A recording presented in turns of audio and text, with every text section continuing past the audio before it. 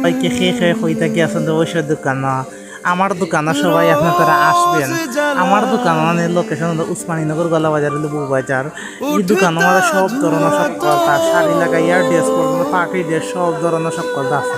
তখন দোকান সারা ভিতরে না দেখায় যে যেখান আছে অবশ্যই আপনারা দেখা ওই দেখো বিয়ার শাড়ি, হয়তো কাতান, হয়তো জর্জেট,